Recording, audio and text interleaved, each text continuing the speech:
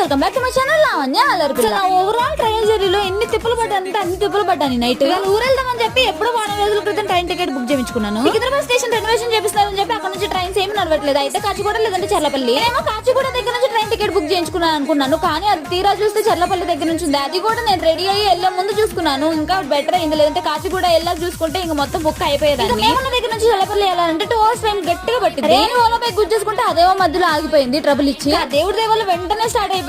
కష్టపడి ట్రైన్ కి 5 నిమిషాల ముందు స్టేషన్ కి వెళ్ళిపోయాము. తీరా అక్కడ చూస్తే జనాలు మామూలుగా లేదు. సికింద్రాబాద్ లో ఎంత మంది ఉన్నారో అక్కడికి డబుల్ ఉన్నారనమాట. చల్లపల్లిలో జనాలు ఎక్కడ ఏ ప్లాట్ఫామ్ ఉందో అసలు తెలియలేదు. నేను బుక్ చేసుకున్న టికెట్ ఏమో ప్లాట్ఫామ్ నెంబర్ 1 అని ఉంది. ఇంకా అందుకని అక్కడే నుంచున్నాను అనమాట. తీరా చూస్తే అనౌన్స్మెంట్ వచ్చింది అది 6th ప్లాట్ఫామ్ లో ఉందని చెప్పి. ఇంకా పలుగోమని పరిగెత్తేసాము. ఎంతమంది జనాలు ఎక్కడ ఏ ప్లాట్ఫామ్ ఉందో అసలు తెలియట్లేదు. ఇంకా వాళ్ళందరినీ దాటుకొని నా 6th ప్లాట్ఫామ్ అయితే వచ్చేసాను. తీరా నా సీట్ లోకి వెళ్ళి కూర్చుంటే ట్రైన్ అసలు కదలలేదు. అనవసరంగా అంత టెన్షన్ పట్టుకుంటూ పరిగెత్తుకుంటూ వచ్చి మెల్లకొచ్చిన బాగుండేదని అప్పుడు అనిపించింది.